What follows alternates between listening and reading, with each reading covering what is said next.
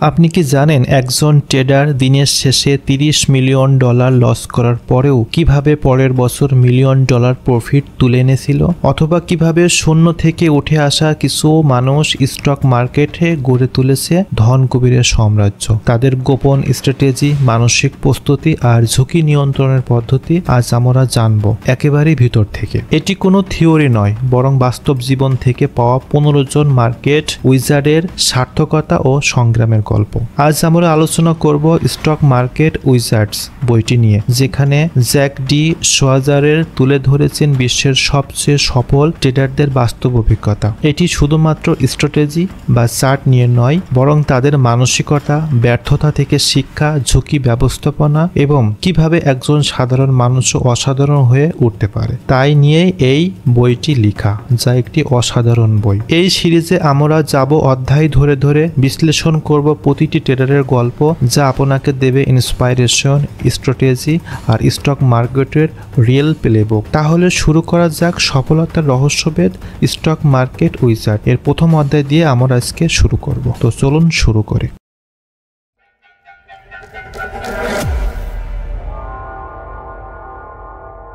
অধ্যায় 1, Mark Minervini, the inner game of trading.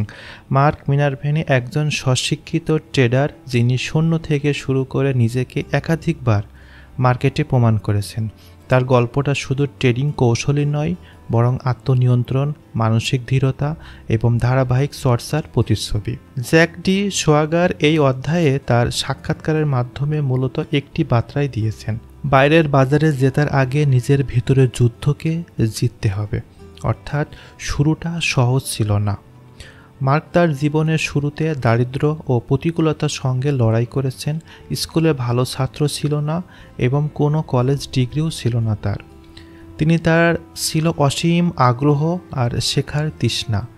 তিনি বই পড়ে, মার্কেট অ্যানালাইসিস করে, দিনের পর দিন নিজ হাতে কলমে পরীক্ষা নিরীক্ষা করে নিজের ট্রেডিং স্টাইল তৈরি করেছেন। তার একটি বিখ্যাত কথা আছে, যেমন I became a success not because I was a smarter but because I was a obsessed. অর্থাৎ আমি বেশি বুদ্ধিমান ছিলাম বলে নয়, বরং পাগলের মতো চেষ্টা করেছিলাম বলেই সফল হয়েছে। ট্রেডিং স্টাইল ও তার কৌশল। মার্ক মিনারভেনি মূলত মোমেন্টাম বেস গ্রোথ স্টক এ ট্রেড করতেন। তার পদ্ধতি ছিল অনেকটাই লো রিস্ক এন্ট্রি পয়েন্ট খুঁজে বের করা, হাই মোমেন্টাম স্টকে ট্রেড করা। তিনি এমন কিছু স্টাইল বা এমন কিছু স্টক খুঁজতেন যেগুলো দারুণভাবে ব্রেকআউট করছে, আগে হাই ছাড়িয়ে যাচ্ছে, ফান্ডামেন্টালি শক্তিশালী, উচ্চ আয় বৃদ্ধি ও উচ্চ আরওই রেট আছে এবং মার্কেটে ট্রেডিংয়ের সঙ্গে মিল রেখে চলতেছে। তার কাছে সবচেয়ে গুরুত্বপূর্ণ ছিল টাইমিং অ্যান্ড রিস্ক কন্ট্রোল, কারণ তার মতে ভুল সময়ে সঠিক স্টকেও ট্রেড করলে ক্ষতি হতে পারে। তার যে সিস্টেমে তিনি রিস্ক ম্যানেজমেন্ট করতেন, সেই বিষয়টি তিনি দেখিয়েছেন। মার্ক মিনারভেনি সবসময় বলতেন, প্রত্যেকটা ট্রেডে ঝুঁকির আগে নির্ধারণ করতে হবে কিছু বিষয়। তার মতে একজন ট্রেডারের প্রাধান্য বা মূল লক্ষ্য হওয়া উচিত ক্যাপিটাল পার্সিভেশন, অর্থাৎ ফার্স্ট প্রফিট সেকেন্ড। তিনি সাধারণত একটি ট্রেডে 1 থেকে 2% বেশি ঝুঁকি নিতেন না। স্টপ লস অতি গুরুত্বপূর্ণ। যখন কোনো ট্রেডে ভুল প্রমাণ হয়, সঙ্গে সঙ্গে ক্ষতি মেনে নিয়ে বের হয়ে যাওয়াটাই উচিত। এই মানসিকতা তাকে অনেক বড় ক্ষতির হাত থেকে রক্ষা করেছে। তিনি কিছু মানসিক খেলার কথা বলেছেন, যেমন এই অধ্যায়ের সবচেয়ে গুরুত্বপূর্ণ থিম হলো ট্রেডিংয়ের অভ্যন্তরীণ খেলা, অর্থাৎ নিজের মেন্টালিটির পরীক্ষা দেওয়া। মার্ক মিনারভেনি বলেন, বেশিরভাগ মানুষ ট্রেডিংয়ে শুধু টুলস, চার্ট প্যাটার্ন বা নিউজ খুঁজে বেড়ায়, কিন্তু তারা নিজেকে বোঝে না। আত্মনিয়ন্ত্রণ, ধৈর্য, ভয় সামলানো একটি গুরুত্বপূর্ণ বিষয়, সেদিকে তারা নজর দেয় না। অর্থাৎ এটাই হলো ব্যর্থতার প্রধান কারণ। তার মতে discipline is more important than intelligence, অর্থাৎ বুদ্ধিমত্তার চেয়েও শৃঙ্খলা অনেক বেশি গুরুত্বপূর্ণ। তিনি দিনের পর দিন ডেমো ট্রেডিং, জার্নালিং এবং ফলাফল বিশ্লেষণ করে নিজের মানসিক দৃঢ়তা তৈরি করেন। যখন তার আত্মবিশ্বাস তৈরি হয়, তখন তিনি ধারাবাহিকভাবে লাভ করতে শুরু করেন। তিনি আমাদের কিছু শিক্ষামূলক বিষয় দেখিয়েছেন এই অধ্যায়টিতে, যেমন আত্মবিশ্বাস ও অধ্যবসায়, কিভাবে একজন সাধারণ মানুষ অসাধারণ হয়ে উঠতে পারে, টেকনিক্যাল অ্যান্ড ফান্ডামেন্টাল অ্যানালাইসিস একসাথে ব্যবহার করা গেলে আরও বেশি কার্যকর ও ভালো ফল পাওয়া যায়। ট্রেডিং মানে শুধু মুনাফা নয়, মানসিকতা, নিয়ন্ত্রণ ও ধৈর্যের পরীক্ষা। স্টপ লস এবং পজিশন সাইজিং জানাটা খুবই বেশি গুরুত্বপূর্ণ। তিনি এই জিনিসটার উপরে খুব বেশিভাবে ফোকাস করেছেন। নিজের ভুল থেকে শেখাই হলো আসল বিজয়, অর্থাৎ মার্ক মিনারভ্যানি একাধিকবার তিনি এই কথাটি বলার চেষ্টা করেছেন। অর্থাৎ মার্ক মিনারভ্যানি তার ইনার গেম অফ ট্রেডিং প্রথম চ্যাপ্টারটিতে স্টক ট্রেডিংয়ের জগতে একটি দুর্দান্ত মানসিক অর্থাৎ তৈরির যে বিষয়টা আমাদের দেখিয়েছেন, এটি আমাদেরকে বলে সফল ট্রেডাররা কোনো জাদুকর নয়, বরং তারা বারবার ব্যর্থ হওয়ার পরও ঘুরে দাঁড়িয়েছেন, শিখেছেন, অনুশীলন করেছেন, ভুল থেকে শিক্ষা নিয়েছেন, ক্ষতি খুব বেশি হলে স্টপ লস দিয়ে সেখান থেকে বের হয়ে এসেছেন। এই বিষয়গুলো ফার্স্ট চ্যাপ্টার ভিতরে দেখানো হয়েছে। অধ্যায় 2, মার্ক কুক অর্থাৎ no disrespect to the whale. অর্থাৎ মার্ক কুক এমন একজন ট্রেডার যিনি তার ক্যারিয়ারের শুরুতে প্রচুর ভুল করেছেন এবং সেখান থেকে শিক্ষা নিয়ে নিজেকে ধীরে ধীরে শৃঙ্খলাবদ্ধ ও নিয়ন্ত্রিত ট্রেডারের একজন চ্যাম্পিয়ন হিসেবে গড়ে তুলেছেন। তিনি ওয়াল স্ট্রিটের হোয়েলস বা বিশেষ করে বিশাল ইনস্টিটিউশনাল প্লেয়ারদের শ্রদ্ধা করতেন। তিনি তাদের পেছনে না দৌড়িয়ে নিজের পথ নিজেই খুঁজে বের করেছেন। তিনি বলেন, ওরা বিশাল, ওদের যুদ্ধে না গিয়ে ওদের চলাফেরার দিক বুঝে নিজের ট্রেড নিজেকে সাজাও। এই অধ্যায়ের মূল বিষয়টি হলো ছোট ট্রেডারদের উচিত নিজের মতো করে শিখে কৌশল তৈরি করে মার্কেটে টিকে থাকা, হঠকারিতার মতো সিদ্ধান্ত নিয়ে অন্যদেরকে অনুসরণ করা নয়, তাহলে মূলধন হারানোর সম্ভাবনা অনেক বেশি থাকে। নিজের ব্যর্থতার গল্প দিয়ে শুরু করেছেন এই চ্যাপ্টারটি। অর্থাৎ মার্ক কুক তার জীবনে একটি ভয়াবহ সময়ের কথা বলেন, যেখানে একসময় তার অ্যাকাউন্ট প্রায় নিঃস্ব হয়ে গিয়েছিল। তিনি একবার একটি ট্রেডিংয়ে $35,000 লোকসান করেন মাত্র কয়েক ঘন্টার ব্যবধানে। এই ধাক্কা তাকে একদম ভেঙে ফেলে, কিন্তু এখানে তার ক্যারিয়ারের মোড় ঘুরে যায়। তিনি বুঝতে পারেন যে শুধুমাত্র ভবিষ্যৎবাণী করে নন, মার্কেটকে পর্যবেক্ষণ করে পরিমিত ঝুঁকির সঙ্গে পরিকল্পনা করে সফল হওয়া সম্ভব। Mark cook cumulative tricks indicator CCTI। Mark cook তার নিজের জীবনে বা তার নিজস্ব একটা সূচক তৈরি করেন যার নাম দেন কুক কিউমুলেটিভ ট্রিক্স ইন্ডিকেটর। অর্থাৎ এটি একটি প্রতিটি ট্রেডারের অ্যাপ টিক বা ডাউন টিক গণনা করতে ধারাবাহিকভাবে প্যাটার্ন তৈরি করে। এক সময় তিনি মার্কেটের মোড বা অবস্থা আগে থেকে ধরতে পারতেন। এটি তাকে মার্কেটের রিভার্সেল ধরতে দারুণভাবে সাহায্য করত। উদাহরণস্বরূপ, তিনি তার যে ফান্ডামেন্টাল প্রিন্সিপালটি তৈরি করেছিলেন CCTI অর্থাৎ কুক কিউমুলেটিভ ট্রিক্স ইন্ডিকেটর, এটাতে তিনি দেখত যে অতিমাত্রায় একপাক্ষিক টিক হচ্ছে, তখন তিনি বুঝতেন যে শুধু খুব শীঘ্রই মার্কেট উল্টো দিকে যাবে। অর্থাৎ ট্রেডিং স্টাইল ও তার দর্শন। মার্ক কুক মূলত স্বল্পমেয়াদী ট্রেডিং, শর্ট টার্ম ট্রেডিং করতেন এবং অত্যন্ত নিয়ন্ত্রিত ও শৃঙ্খলাবদ্ধভাবে। তার মতে ট্রেডিং হলো 80% সাইকোলজিক্যাল মানসিকতা আর 20% ম্যাথোলজি অর্থাৎ পদ্ধতিগত সিদ্ধান্ত। তিনি প্রতিদিন সকালে নিজের ট্রেডিং জার্নাল আপডেট করতেন, মার্কেটের কন্ডিশন দেখে নোট করতেন এবং তার পূর্বের ভুলগুলো প্রতিফলন করে সেখান থেকে তিনি শিক্ষা নিয়ে সেটা সংশোধন করতেন। তিনি বলেন, if you cannot accept being wrong, you will never survive in the game. অর্থাৎ ঝুঁকি ম্যানেজমেন্ট, ঝুঁকি ব্যবস্থাপনা। মার্ক কুক খুবই কড়া ঝুঁকি ব্যবস্থাপনাতে বিশ্বাসী ছিলেন। তিনি সবসময় স্টপ লস ব্যবহার করতেন এবং একবার তিনি বলেছিলেন, I never let a trade hurt me badly, if it turns against me I am out of period.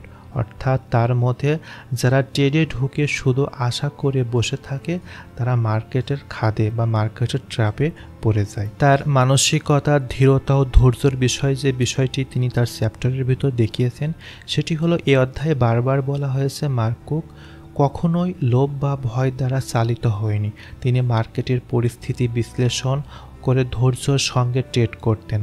যদি ভালো সুযোগ না পেতেন তিনি ট্রেড করতেন না। তিনি বলেন, doing nothing often the best decision in trading. Whales বা বড় প্লেয়ারদের প্রতি তার যে দৃষ্টিভঙ্গিটা ছিল সেটি হলো, মার্ক কুক ওয়েলস শব্দটি ব্যবহার করেছেন ইনস্টিটিউশনাল ইনভেস্টরদের বোঝাতে, যারা একসাথে বিশাল পরিমাণ অর্থ নিয়ে ট্রেড করে। তিনি ছোট ট্রেডারদের জন্য উপদেশ দেন, যাদের অনুসরণ না করে তাদের আচরণ বুঝে ট্রেড করো, কেননা বড় খেলোয়াড়দের গতি নির্ধারণ করে মার্কেট ট্রেন্ড। অর্থাৎ এই চ্যাপ্টারটির ভিতরে যদি আমরা খুব ছোট করে বলার চেষ্টা করি তাহলে এই অধ্যায়টির মূল বার্তা হলো, সফল ট্রেডিংয়ের জন্য বিশাল পুঁজি বা শক্তির দরকার নেই, দরকার নিজস্ব কিছু কৌশল, স্ট্র্যাটেজি, আত্মবিশ্বাস, শৃঙ্খলা ও মানসিক ভারসাম্য। মার্ক কুক নিজের ব্যর্থতা থেকে শিখে ও নিজের ক্ষতি বা ভুল ডিসিশন অথবা ধ্বংসস্তূপ থেকে উঠে আসা তিনি যে প্রমাণটা করেছেন, একজন সাধারণ মানুষও স্টক মার্কেটের মঞ্চে নিজের স্থান করতে পারে যদি সে নিজের উপর আস্থা রাখে, শিখতে চায় ও প্রতিদিন নিজের ভুলগুলো থেকে শিক্ষা নেয়। অধ্যায় 3, স্টিভ কোহেন। অর্থাৎ স্টিভ কোহেন যে বিষয়টি দেখানোর চেষ্টা করেছেন এই চ্যাপ্টারটার ভিতর, সেটি হলো বিহন্ড দ্য স্টক মার্কেট। অর্থাৎ এই অধ্যায়ে জ্যাক ডি সোয়াগার সাক্ষাৎকার নিয়েছেন স্টিভ কোহেনের। তিনি হেজ ফাউন্ডেশন অর্থাৎ হেজ ফান্ডের জগতের একজন কিংবদন্তি এবং এসএসসি ক্যাপিটালের প্রতিষ্ঠাতা। তার ট্রেডিং দৃষ্টিভঙ্গি ও মানসিকতা, ঝুঁকি ব্যবস্থাপনা এবং তার চিন্তাভাবনা স্টক মার্কেট প্রচলিত ধারণাকে অনেকটাই বদলে দিয়েছে। এর কারণে তা এই অধ্যায়ে শিরোনামে তিনি যে বিষয়টি বলার চেষ্টা করেছেন সেটি হলো বিহাইন্ড দ্য স্টক মার্কেট। চলুন এই চ্যাপ্টারটা আমরা একটু ডিটেলস দেখার চেষ্টা করি। ট্রেডিং এর পারদর্শিকতা ও আত্মবিশ্বাস। অর্থাৎ স্টিভ কোহেন শুরু থেকেই তিনি আত্মবিশ্বাসী একজন ট্রেডার ছিলেন। তিনি বলেছিলেন, I am not just looking for winner, I am looking for a great risk reward trade. অর্থাৎ তিনি শুধুমাত্র লাভজনক ট্রেড খুঁজতেন না, বরং এমন কিছু ট্রেড খুঁজতেন যেগুলো ঝুঁকি তুলনামূলক কম এবং লাভ করার সম্ভাবনা অনেক বেশি। তার মতে মার্কেট থেকে 50 থেকে 60% সঠিক সিদ্ধান্ত নিলে সেটাই হবে যথেষ্ট, যদি রিস্ক রিওয়ার্ড অনুপাত লাভ বেশি থাকে। এই চিন্তাধারার অনেক নতুন ট্রেডারদের অলওয়েজ বি রাইট মনোভাব থেকে বের হতে শেখায়। অর্থাৎ তথ্য ভিত্তিক সিদ্ধান্ত গ্রহণ, ইনফরমেশন ইজ। কোহেন খুব দ্রুত বুঝে গিয়েছিলেন যে বাজারে সফল হতে হলে সাধারণত খবরের বাইরে গিয়ে কিছু ইনফরমেটিভ বিষয় জানতে হবে বা ইনফরমেটিভ বিষয়কে তৈরি করতে হবে। তিনি বলেন, the more information I have, the better decision I can make. তাই তিনি তার কোম্পানিকে অগণিত ট্রেডার বা অ্যানালিস্ট বা রিসার্চারদের নিয়োগ করেছিলেন, যাদের কাজ ছিল নির্দিষ্ট স্ট্র্যাটেজি বা ইন্ডাস্ট্রিকে কোম্পানির গভীরে গিয়ে তথ্য সংগ্রহ করা। এই পদ্ধতিতে তাকে অনেক ট্রেডারদের থেকে কয়েক ধাপ এগিয়ে রাখতেন। ঝুঁকি নিয়ন্ত্রণ ও পজিশন সাইজিং। কোহেন সবসময় ঝুঁকি নিয়ন্ত্রণের গুরুত্ব দিয়েছেন। তার মতে ট্রেডে ঢোকার সময়ে আপনাকে বের হওয়ার পরিকল্পনা করে ফেলতে হবে। অর্থাৎ যদি ট্রেড আপনার বিপক্ষে যায় তাহলে কোথায় স্টপ লস হবে সেটি আপনাকে নির্ধারণ করে রাখা উচিত। তিনি একটি কথা বলেছিলেন খুবই গুরুত্বপূর্ণ, সেটি হলো never get married to position. অর্থাৎ কোনো স্টক বা পজিশনের প্রতি আবেগ তৈরি করা উচিত নয়। এটি ট্রেডিংয়ের ভয়াবহ ক্ষতি ডেকে আনতে পারে। ফ্লেক্সিবিলিটি বা অ্যাডাপশনের যে বিষয়টি উনি দেখিয়েছেন তার চ্যাপ্টার ভিতরে, সেটি হলো কোহেন সবসময় মার্কেটের পরিবেশ বুঝে অর্থাৎ নিজেকে বদলে নিতেন। অর্থাৎ market sense, you need to sense with them. তিনি যে বিষয়টি বলতে চেয়েছেন সেটি হলো একটি কৌশল হয়তো একটা সময় কাজ করবে, কিন্তু সেটি চিরকাল চালিয়ে গেলে ক্ষতির মুখে পড়ার সম্ভাবনা অনেক বেশি। তাই আপনাকে মার্কেটের সিচুয়েশন, কন্ডিশন বুঝে নিজের স্ট্র্যাটেজি ও ম্যাথোলজি দুটাই নির্ধারণ করতে হবে এবং সঠিক সময়ে সেটা ইমপ্লিমেন্ট করতে হবে। এই অধ্যায়ে তার মার্কেট পরিবর্তনের সঙ্গে সঙ্গে খাপ খাইয়ে নেওয়ার ক্ষমতা তাকে বিহাইন্ড বা ঐতিহ্যগত ট্রেডারদের বাইরের একজন অসাধারণ কৌশলবিদ হিসেবে পরিচিত। ট্রেডারদের নেতৃত্ব অর্থাৎ সাইকোলজি। কোহেন শুধু নিজের ট্রেডই করতেন না, বরং অন্যান্য ট্রেডারদের মধ্যে সেরা গুণগুলো খুঁজে বের করে তিনি প্রশিক্ষণ করতেন, নিজের রিসার্চ করতেন এবং সেটাকে তিনি আরও বেশি গভীরভাবে জানার চেষ্টা করতেন। তিনি মনোবিজ্ঞানের খুব গুরুত্ব দিতেন, বিশেষ করে আত্মনিয়ন্ত্রণ, সিদ্ধান্ত নেওয়ার স্পষ্টতা ও মানসিক ভারসাম্য। তিনি যে বিষয়টি তার বইয়ের ভিতর দেখানোর চেষ্টা করেছেন সেটি হলো the best trader are the ones who control their emotion, not the ones with the highest IQs. অর্থাৎ এটি নতুন ট্রেডারদের জন্য অনেক বেশি গুরুত্বপূর্ণ ও শিক্ষামূলক যে বিষয়। এই অধ্যায়ে স্টিভ কোহেন কেবল একজন ট্রেডার হিসেবে নয়, বরং একজন মার্কেট স্ট্র্যাটেজিস্ট অর্থাৎ টিম লিডার অর্থাৎ বা রিস্ক ভিশনারি হিসাবেও নিজেকে উপস্থাপন করেছেন। তাই তিনি ট্রেডিং দৃষ্টিভঙ্গিতে আমাদের যে বিষয়টি শেখানোর চেষ্টা করেছেন সেটি হলো কেবল টেকনিক্যাল বা ফান্ডামেন্টাল অ্যানালাইসিসই যথেষ্ট নয়, বরং তথ্যভিত্তিক চিন্তা, সাইকোলজিক্যাল অ্যাটেনশন, ঝুঁকি ব্যবস্থাপনা, আবেগ নিয়ন্ত্রণ একজন ট্রেডারকে দীর্ঘমেয়াদী টিকে রাখতে সাহায্য করে। তিনি সত্যিকার অর্থেই একজন ছিলেন behind the stock market. Chapter 4, Marty Schwartz pitbull return. অর্থাৎ কে এই মার্টি শোয়ার্টস? অর্থাৎ মার্টি শোয়ার্টস একজন কিংবদন্তি ট্রেডার যিনি একসময় ওয়াল স্ট্রিটের একজন পিট ট্রেডার ছিলেন, পরে একজন সুপরিচিত স্বাধীন ট্রেডারে পরিণত হন। তিনি তার কাছে পিটবুল ডাক নামেও বিখ্যাত ছিলেন। অর্থাৎ তার লেখা আত্মজীবনীমূলক বই Pitbull, lesson from Wall Street champion day trader বই বহু ট্রেডারদের অনুপ্রেরণা জুগিয়েছেন। তিনি একজন সাবেক মেরিন কর্পস অফিসার এবং তার ট্রেডিং কৌশল ছিল একে ডিসিপ্লিন অন্তর্ভুক্ত, প্রযুক্তিগত বিশ্লেষণ ও মানসিক নিয়ন্ত্রণের একটা সফল সংমিশ্রণ। ট্রেডিংয়ের গুরুত্বপূর্ণ যে শৃঙ্খলার বিষয়টা তিনি বলার চেষ্টা করেছেন সেটি হলো এই অধ্যায়ে মার্টি শোয়ার্টস বারবার যেটার উপর জোর দিয়েছেন সেটি হলো ডিসিপ্লিন ওভার ইমোশন। অর্থাৎ আপনি যতই দক্ষ হন না কেন, যদি আবেগের বশবর্তী হয়ে সিদ্ধান্ত নেন তবে আপনি লস করবেন। তিনি তার শুরু ট্রেডিং জীবনের অভিজ্ঞতা যে বিষয়টা আমাদের বলেছেন এই চ্যাপ্টারটার ভিতরে, সেটা আমরা দেখার চেষ্টা করব। ট্রেডিং জীবনের অভিজ্ঞ হন কিভাবে আবেগ থেকে নেওয়া সিদ্ধান্ত তার ক্ষতির মুখে ফেলেছিল আর কিভাবে নিয়মভিত্তিক ট্রেডিং তাকে মিলিনিয়রে পরিণত করেছিল। তিনি বলেন, সফল ট্রেডিংয়ের প্রথম চাবিকাঠি হলো একটা সুস্পষ্ট ট্রেডিং রুল সেট করা এবং তা কাঠামোগতভাবে সেটাকে অনুসরণ করা। টেকনিক্যাল অ্যানালাইসিসের প্রতি আস্থা রাখা। অর্থাৎ মার্টি শোয়ার্টস বিশ্বাস করতেন যে টেকনিক্যাল অ্যানালাইসিস বা প্রযুক্তিগত বিশ্লেষণ একজন ট্রেডারকে দ্রুত সিদ্ধান্ত নিতে সাহায্য করে এবং তা এক প্রকার রাডারের মতো কাজ করে যা বিপদের সংকেত আগেই দেয়। তিনি বাজারের মোট পরিবর্তনের ইঙ্গিত বুঝে চার্ট প্যাটার্ন অর্থাৎ প্রাইস অ্যাকশনের মাধ্যমে তার মতে মৌলিক বিশ্লেষণ বাজারে দীর্ঘমেয়াদী দৃষ্টিভঙ্গি দিতে পারে, কিন্তু দৈনন্দিন ট্রেডিংয়ের জন্য প্রযুক্তিগত বিশ্লেষণ সবচেয়ে বেশি গুরুত্বপূর্ণ। মার্টি শোয়ার্টস ট্রেডিংয়ের কিছু কৌশল দেখিয়েছেন। অর্থাৎ মার্টি শোয়ার্টস যেভাবে কাজ করতেন তা অনেকটাই মিলিটারি স্টাইলের। স্টপ লস নির্ধারণ। প্রতিটি ট্রেডিংয়ের আগে তিনি সিদ্ধান্ত নিতেন, যদি এটা না চলে তাহলে কোনো দামে আমি বের হয়ে যাব এখান থেকে, আমার ওই জন্য স্টপ লসকে আমি আগেই ফিক্সড করে রাখব। Position size control.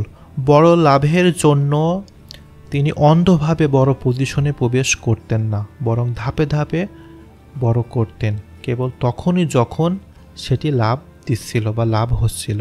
Fred strategy অর্থাৎ ওভারবট বা ওভারসল্ট অবস্থায় বাজারের বিপরীতে ট্রেড করতে পছন্দ করতেন, কিন্তু কেবলমাত্র যখন তা নিশ্চিতভাবে তাকে সিওরিটি বা ইঙ্গিত দেয়।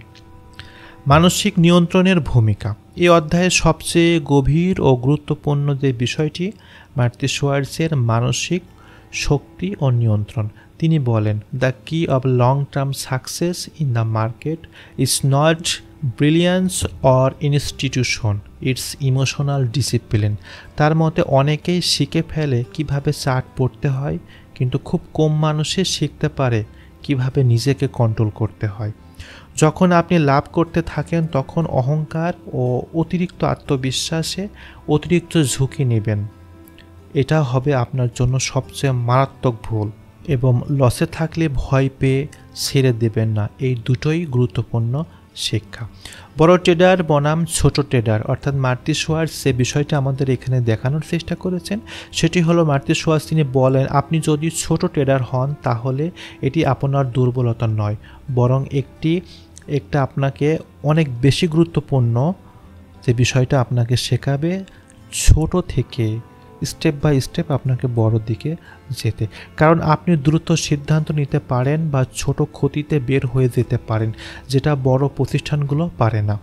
তাই তিনি নতুনদের বলেন ছোট পুঁজি থাকা অবস্থায় নিজেকে দক্ষতা বাড়ান এবং লজিক দিয়ে চলুন, ইমোশন দিয়ে কোনো সিদ্ধান্ত নেবেন না।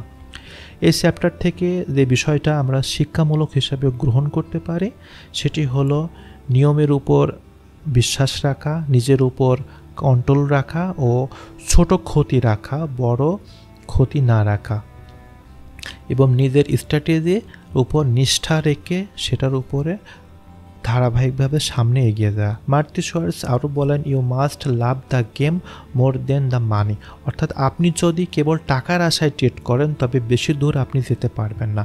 আপনাকে ভালোবাসতে হবে, মার্কেটের গতিবিধি বুঝতে হবে, শিখতে হবে ভুল থেকে, এবং প্রতিটি বিষয় উন্নত করার জন্য রিসার্চ করতে হবে, সেভাবে ট্রেড করতে হবে। তাহলে আপনার স্টার্টিং কম হলেও পরে আপনাকে তার ট্রিপল ও 100% রিটার্ন দিতে পারে।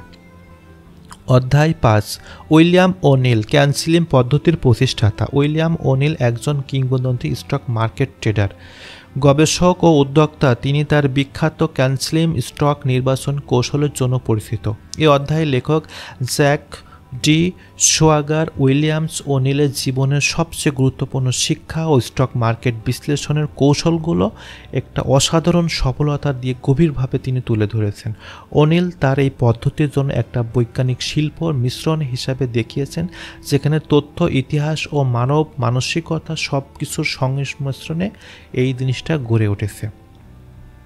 অর্থাৎ ক্যানসিলিম 7টি স্তরের গড়া স্টক মার্কেটের সিস্টেম, যেখানে প্রতিটি ক্যাপিটাল ওয়ার্ড দিয়ে দেখানো হয়েছে। ক্যানসিলিম নামটি একটিমাত্র ক্রমণিক বা 7টি গুরুত্বপূর্ণ ইন্ডিকেটর উপস্থাপন করে, যার প্রতিটি একটা নির্দিষ্ট করে স্টক মার্কেটের উপায় শেখানোর বিষয়গুলো আমাদের বোঝানোর চেষ্টা করে।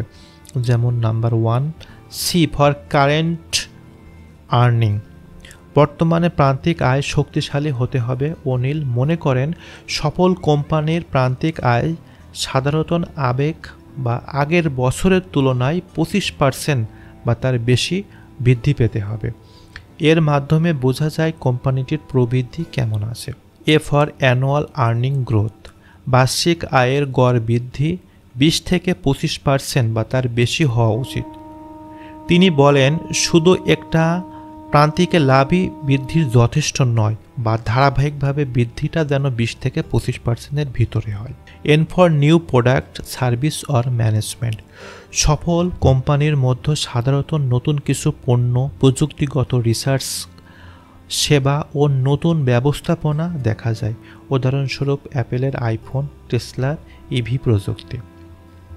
স্পট সাপ্লাই অ্যান্ড ডিমান্ড, অর্থাৎ শেয়ার যে বিষয়টা দেখাইছে আউটস্ট্যান্ডিং। অনিল বলেন শেয়ারের চাহিদা বেশি বা সরবরাহ সীমিত থাকায় দাম বাড়ে। ছোট ক্যাপ বা কোম্পানিগুলো অনেক সময় বিশাল লাভ দেয় কারণ তাদের শেয়ারের সংখ্যা কম থাকে।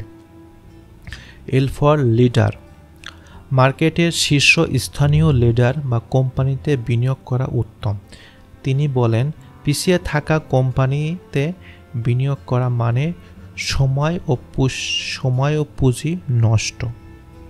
আই ফর ইনস্টিটিউশনাল স্পন্সরশিপ, বড় ইনস্টিটিউশনাল যেমন মিউচুয়াল ফান্ড বা ব্যাংক যদি কোনো স্টকে বিনিয়োগ করে সেটা সাধারণত একটা ভালো সিগন্যাল, তবে অতিরিক্ত ইনস্টিটিউশনাল থাকলে বিপদও হতে পারে।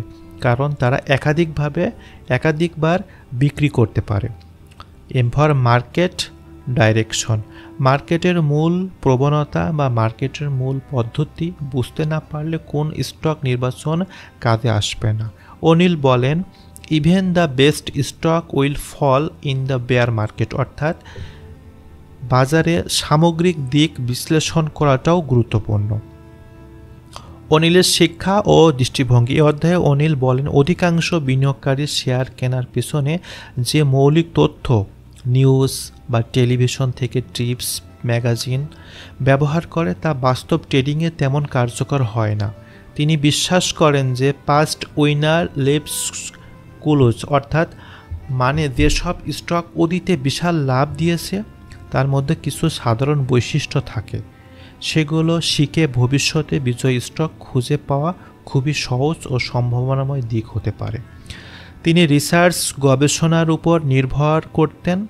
অনিল হাজার সফল শেয়ারের চার্ট বিশ্লেষণ করে দেখেছেন ভালো পারফর্ম করা শেয়ারগুলো সাধারণত ব্রেকআউট ফরমে সাউন্ড বেস, অর্থাৎ ভালো ভিত্তিক থেকে ব্রেকআউট করে উঠে আসে। তার চার্ট প্যাটার্ন বিশ্লেষণের উপর ভিত্তি করে তিনি ইনভেস্টর বিজনেস ডেইলি অর্থাৎ আইবিডির পত্রিকা প্রতিষ্ঠা করেন, যেখানে স্টক মার্কেটের সেরা ইনফরমেশন ও নিয়মিত বিষয়গুলো প্রকাশ করা হতো। বিনিয়োগকারীদের জন্য তিনি যে পরামর্শগুলো দিয়েছেন এই অধ্যায়ের ভিতরে আমরা এখন সেগুলো একটু দেখার চেষ্টা করি। এই অধ্যায়ে অনিল কিছু গুরুত্বপূর্ণ পরামর্শ দিয়েছেন। নিজের ভুল থেকে শিখুন, অর্থাৎ যত দ্রুত ভুল বুঝতে পারবেন সেখান থেকে বের হয়ে আসবেন তত দ্রুত নিজেকে সংশোধন ও পুনরুদ্ধার করা সম্ভব হবে। স্টপ লস ব্যবহার করুন, সর্বদা স্টপ লস নির্ধারণ করে ট্রেড করুন যাতে বড় ক্ষতির হাত থেকে নিজেকে রক্ষা করা যায়। পৃথিবীতে কোনো বিশ্লেষণ বা অ্যানালাইসিসে আপনার টাকা বা ডলারের জন্য দায়ী নয়, তাই সিদ্ধান্ত নিজেকেই নিতে হবে নিজের অ্যানালাইসিস ও গবেষণার উপর ভিত্তি করে। মানসিক ধৈর্য, অনিল বিশ্বাস করেন স্টক মার্কেট সফলতা শুধুমাত্র অ্যানালাইসিস বা চার্ট প্যাটার্ন দেখে আসে না, এটি আসে আপনার আত্মনিয়ন্ত্রণ, ধৈর্য ও কঠোর নিয়ম মেনে চলার মাধ্যমে। অনেক সময় সঠিক স্টক ঠিকভাবে কিনে নিলে বা ভুল সময় বিক্রি করে ফেলাটাও একটা ভুল ডিসিশন, তাই আপনাকে সঠিক সময়ে সঠিক শেয়ারটি কিনতে হবে এবং সঠিক সময়ে সঠিক শেয়ারটি বিক্রি করতে হবে। এই জন্য আপনার নিজের মানসিক কন্ট্রোল থাকা খুব বেশি গুরুত্বপূর্ণ। অল্প একটু লাভে আপনার ভালো একটি শেয়ার যদি আপনি সেল করে দেন তাহলে পরবর্তীতে বড় রকমের রিওয়ার্ড আপনি মিস করতে পারেন। তাই আপনার মার্কেট অ্যানালাইসিস, ম্যাগাজিন সব কিছু সামগ্রিক বিষয় দেখে আপনাকে সিদ্ধান্ত নিতে হবে কখন আমার একটি স্টক কেনা উচিত এবং কখন সেটা সেল করা উচিত। অধ্যায় 6, David Ryan, mini O'Neil. David Ryan ছিলেন উইলিয়াম ওনিলের একজন ছাত্র। তিনি নিজের একজন বিখ্যাত ট্রেডার, তাই তাকে বলা হয় মিনি ওনিল। অর্থাৎ ওনিল এর ক্যান্সেলিং পদ্ধতির উপর ভিত্তি করে রায়ান তার নিজস্ব একটা ট্রেডিং স্টাইল তৈরি করেছেন, যা মূলত কঠোর অনুসরণ ও বাজারের প্রবণতা বা অ্যানালাইসিস ও বিশ্লেষণের উপর নির্ভরশীল। ট্রেডিং স্টাইল ও মনোভাব, ডেভিড রায়ান মূলত গভীর অ্যানালাইসিস, বিশ্লেষণ ও সুনির্দিষ্ট পরিকল্পনার উপর বিশ্বাসী ছিলেন। তার স্ট্র্যাটেজির প্রধান দিক ছিল বাজারের শক্তিশালী আপট্রেন্ড বিনিয়োগ করা, যেখানে স্টকগুলো উচ্চ ভলিউমের সাথে নতুন উচ্চতা স্পর্শ করে। তিনি জানতেন যে দ্রুত লাভের জন্য দ্রুত ক্ষতি নিয়ন্ত্রণ করা জরুরি, তাই তার প্রতিটি ট্রেডে স্টপ লস সেট করা থাকতো ও ক্ষতি হলে দ্রুত সেখান থেকে বের হয়ে আসতো। ডেভিড রায়ান এর জন্য বাজারের পজিটিভ মোমেন্টাম সবচেয়ে বড় ইন্ডিকেটর ছিল। তিনি বাজারের ছোট ওঠানামার পেছনে না ছুটে বড় ট্রেন্ডের সাথে ট্রেড করতেন ও বিশ্বাস করতেন এর ফলে তিনি ঝুঁকি কমিয়ে বেশি লাভ করার সুযোগ পেতেন। তার এই স্টাইল অনেকটাই ওনিলের ক্যান্সেলিং পদ্ধতির নীতিমালা মেনে চলত, কিন্তু ডেভিড রায়ান নিজস্ব কিছু পদ্ধতি ও সময়ের সঙ্গে নিজেকে আপডেট করত ও সেই অনুযায়ী নিজের সিদ্ধান্ত যুক্তি দিয়ে কাজ করত। ঝুঁকি নিয়ন্ত্রণ ও মানসিকতা যে বিষয়টা উনি এই চ্যাপ্টারটার ভিতর দেখিয়েছেন, ডেভিড রায়ান বলেন আপনার প্রধান কাজ হলো নিজের মানসিক নিয়ন্ত্রণ করা এবং ঝুঁকি সঠিকভাবে ম্যানেজমেন্ট করা। তিনি বিশ্বাস করতেন যে বাজারের কোনো গ্যারান্টি নেই, তাই প্রতিটি ট্রেডকে যখন ছোট করে রাখা যায় তা নিশ্চিত করতে হবে ক্ষতির সম্মুখীন হলে দ্রুত সিদ্ধান্ত নিয়ে বেরিয়ে আসাটাই হচ্ছে সবচেয়ে বড় দক্ষতা। তার মতে অনেক নতুন ট্রেডার ভুল করে যখন তারা একটা স্টকে বেশি ইনভেস্ট করেন বা হারানোর পরে আস্থা হারিয়ে ফেলেন। ডেভিড রায়ানের অভিজ্ঞতা থেকে বোঝা যায় ধৈর্য, নিয়ম মেনে চলা, নিজের পদ্ধতির প্রতি দৃঢ় বিশ্বাস থাকলেই স্টক মার্কেট সফল হওয়া সম্ভব। বাজার ও স্টক মার্কেট নির্বাচনের সময় কিছু পদ্ধতি অনুসরণ করা। ডেভিড রায়ান স্টক মার্কেট নির্বাচন করার ক্ষেত্রে মূলত বাজারের মোট প্রবণতা ও স্টকের মূল্যগত শক্তিকে তিনি বেশি প্রাধান্য দিতেন ও সেটা খুঁজে বের করতেন। তিনি স্টকের উচ্চ ভলিউম ব্রেকআউট ঘটনার মুহূর্তটিকে সবচেয়ে ভালো এন্ট্রি পয়েন্ট মনে করতেন, আর সেই সঙ্গে স্টকের ফান্ডামেন্টাল সাপোর্ট ও উন্নত প্রযুক্তির সূচককে তিনি খুঁটিয়ে দেখতেন ও নিয়মিত সেভাবে কাজ করতেন। তার জন্য স্টক মার্কেট ছিল শুধুমাত্র অর্থ উপার্জনের জায়গা নয়, বরং এক ধরনের সৃজনশীল কৌশলগত খেলা, যেখানে ধৈর্য, যুক্তি ও মানসিক দৃঢ়তার প্রয়োজন। ডেভিড রায়ান তার ট্রেডিং দর্শনটি হলো শক্তিশালী বাজারের প্রবণতার সাথে চলা, ঝুঁকি সঠিকভাবে নিয়ন্ত্রণ করা, আর স্টপ লস ও পজিশন সাইজিং ঠিকঠাকভাবে কাজটা করা। তিনি তার মেন্টর তিনি তার টিচার উইলিয়াম ওনিল এর ক্যানসিলিয়াম নীতিমালাকে বিশ্বাস করতেন, তবে নিজস্ব কিছু অভিজ্ঞতা ও সিস্টেমেটিক ম্যাথোলজি ফলো করে তিনি প্রতিটি ট্রেডে কাজ করতেন। তার জন্য তিনি সফল ট্রেডার হওয়া মানে ছিল বাজারের ভাষা বোঝা, বাজারের ল্যাঙ্গুয়েজ, হিডেন পলিসিটা বুঝতে পারা ও সেই স্ট্র্যাটেজিটা ধরে কাজটা করা ও নিজের একটি ম্যাথোলজি সিস্টেমকে তৈরি করা এবং সেই সিস্টেমের ভিতরে সম্পূর্ণ কাজগুলোকে সংরক্ষণ করা। এভাবে তিনি একজন মিলিনিয়র হয়ে উঠেছেন। অধ্যায় 7, গিল ব্লেক। গিল ব্লেক একজন অত্যন্ত সফল স্টক ট্রেডার। তার ধারাবাহিকতা ও নিয়মিত লাভের জন্য বিশেষভাবে পরিচিত। এই অধ্যায়ে তার ট্রেডিং স্টাইল ও মানসিকতা ও ঝুঁকি ব্যবস্থাপনার কৌশল নিয়ে আমরা বিস্তারিতভাবে দেখার চেষ্টা করব। গিল ব্লেক এই ট্রেডিংয়ের সবচেয়ে গুরুত্বপূর্ণ বিষয় হলো সিস্টেমেটিক ও নিয়মিত কাজ করার দক্ষতা, যা তাকে অসাধারণ ধারাবাহিকতা অর্জন করতে সাহায্য করেছে।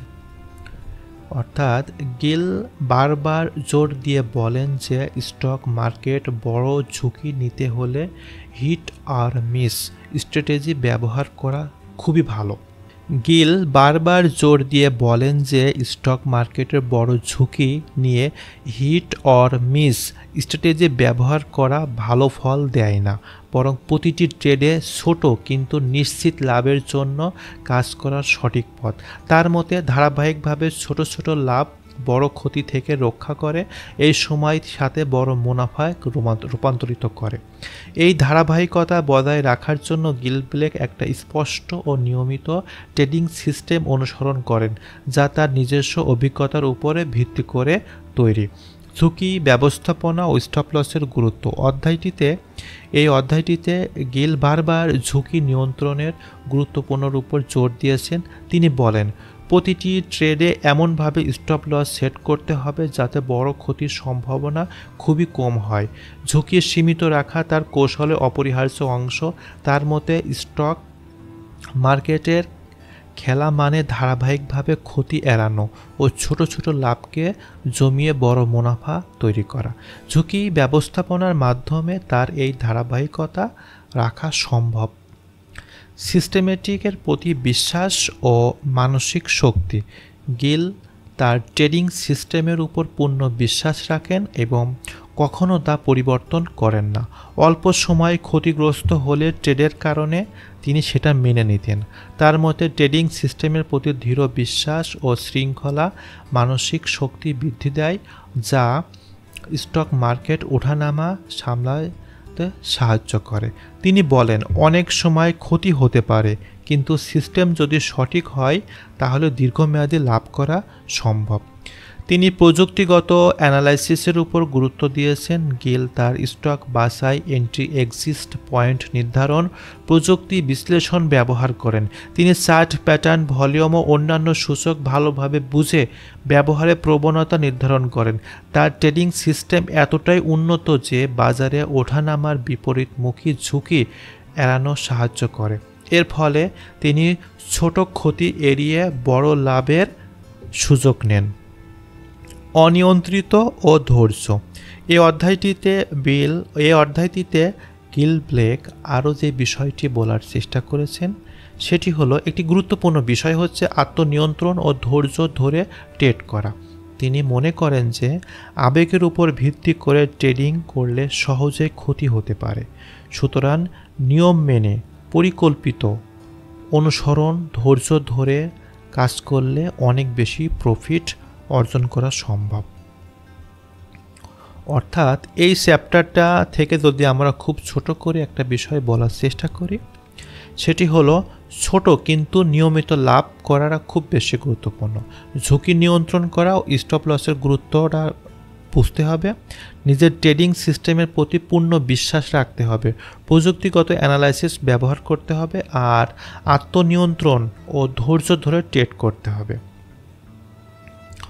এই গুণগুলো মিলেই তার মাস্টার অফ কনসিস্টেন্সি হিসাবে পরিচিত করেছেন। তার জীবন থেকে যে শিক্ষাগুলো আমরা গ্রহণ করতে পারি, সফল ট্রেডিং বড় মুনাফার পেছনে ছোটে না, বরং ছোট ছোট লাভ দিয়ে এক জায়গায় করে এটা একসময় $1 মিলিয়ন পরিণত হয়। অধ্যায় 8, Steve Watson, stock trader turned fund manager. অর্থাৎ এই অধ্যায়টি স্টিভ ওয়াটসন ট্রেডিং ক্যারিয়ার ও একটি প্রাইভেট ট্রেডার থেকে একটি পেশাদার ফান্ড ম্যানেজার হয়ে ওঠার বাস্তব অভিজ্ঞতা ও যাত্রাকে কেন্দ্র করে গঠিত। এখানে মূলত তার শৈলীক পরিবর্তন, ট্রেডিংয়ের পদ্ধতিগত রূপান্তর ও মানসিক উন্নয়নের প্রসঙ্গে গভীরভাবে তিনি বিষয়টি দেখার চেষ্টা করেছেন। প্রাথমিক জীবন ও বাজারে প্রবেশ। স্টিভ ওয়াটসন ট্রেডিং জগতের সূচনা হয় একটা স্বশিক্ষিত ইনভেস্টর হিসাবে।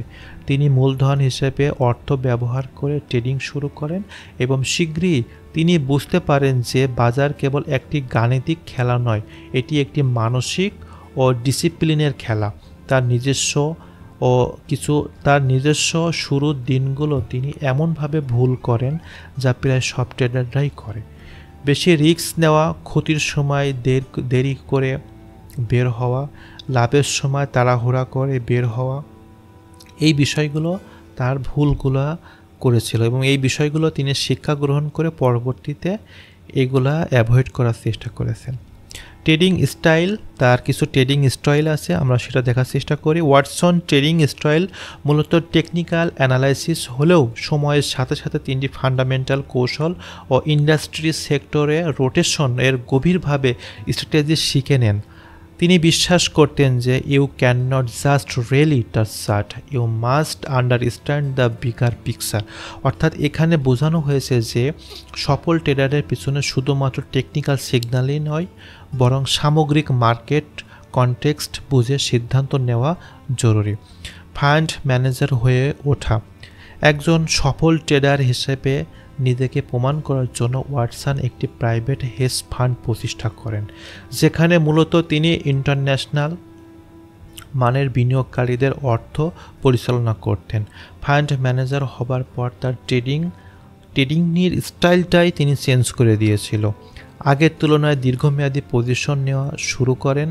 ব্যক্তিগত ঝুঁকি নয়, ক্লায়েন্টদের পোর্টফোলিও সুরক্ষা করা তার ছিল প্রধান লক্ষ্য। অতিরিক্ত রিটার্নের চেয়ে ঝুঁকি নিয়ন্ত্রণ করাটাই ছিল সবচেয়ে বেশি গুরুত্বপূর্ণ। এখানে বোঝা যায় একজন সফল ট্রেডার হয়ে উঠতে হলে, প্রফেশনাল লেভেলের উন্নতি করতে হলে আপনাকে ট্রেডিং স্টাইল, দর্শন ও বিগ পিকচারকে আকারে নিজেকে বুঝতে হবে ও রিস্ক কন্ট্রোল করতে হবে। মানসিকতা ও ডিসিপ্লিন। স্টিভ ওয়াটসন জোর দিয়ে বলেছেন, বাজারে টিকে থাকতে হলে আবেগ নয়, নিয়মিত ডিসিপ্লিন অনুযায়ী কাজ করতে হবে। Your biggest enemy is not market, it's yourself. তার মতে প্রতিটি ট্রেডারের জন্য একটা সুনির্দিষ্ট স্পষ্ট প্ল্যান থাকতে হবে। যদি ট্রেড খারাপ হয় তাহলে তা থেকে বের হয়ে আসাটা জরুরি। কোনো অবস্থায় প্রত্যাশা নিয়ে ট্রেড করা যাবে না, বরং তথ্য বিশ্লেষণ করে ট্রেড করতে হবে। Risk management. ওয়াটসনের অন্যতম বড় শিক্ষা ছিল তার রিস্ক ম্যানেজমেন্ট করাটা, অর্থাৎ preservation of capital is the first priority. তিনি কখনো একটি ট্রেডের পোর্টফোলিও বড় অংশ কখনোই রিস্কে রাখতেন না। তার মতে যারা লোভ করে পুরো মূলধন এক জায়গায় ঠেলে দেয় তারা সব কিছু হারায়। তার ব্যবহৃত কিছু ঝুঁকি ব্যবস্থাপনার কিছু নিয়ম ছিল, যেমন সর্বোচ্চ ট্রেডে 1 থেকে 2% মূলধন রিস্কে রাখা, প্রতিটি ট্রেড প্রি ডিফাইন অর্থাৎ স্টপ লস ব্যবহার করা, ডাইভার্সিফিকেশনটা অবশ্যই রাখতে হবে, আর প্রতিটি ট্রেডে why I am entering this, আমি কেন এই ট্রেডে প্রবেশ করছি, এই প্রশ্নের উত্তরটা অবশ্যই থাকতে হবে। সেটা আবার নিজের ম্যাগাজিন ফলো করে নোট ডাউন করে রাখতে হবে। শেখার মনোভাব। ওয়াটসন সবসময় নিজেকে একজন ছাত্র হিসেবে মনে করতেন। বাজারে প্রতিদিন নতুন কিছু শেখায় এবং দৃষ্টিভঙ্গি তাকে বড় ট্রেডারদের সাথে সফল ফান্ড ম্যানেজার বানিয়েছেন। তিনি বলতেন, market is solve and so should you, অর্থাৎ এই কথাটা আমাদের মনে করিয়ে দেয় যে বাজার কখনোই এরকম থাকে না, তাই একজন ট্রেডারের কৌশলগত স্থির থাকতে পারাটাও অনেক বেশি গুরুত্বপূর্ণ। এটি ছিল স্টক মার্কেট উইজার্ড বইয়ের প্রথম 8 অধ্যায়ের গভীর বিশ্লেষণ। চ্যাপ্টার বাই চ্যাপ্টার আমরা সম্পূর্ণটা দেখার চেষ্টা করেছি। আপনি যদি মনে করেন অথবা আপনি যদি মন দিয়ে শুনে থাকেন তবে বুঝতে পেরেছেন এই বইটি কতটা গুরুত্বপূর্ণ। এটি ট্রেডারদের আসল শক্তি, তাদের নিয়ম, মানসিক ডিসিপ্লিন, এই বিষয়গুলো।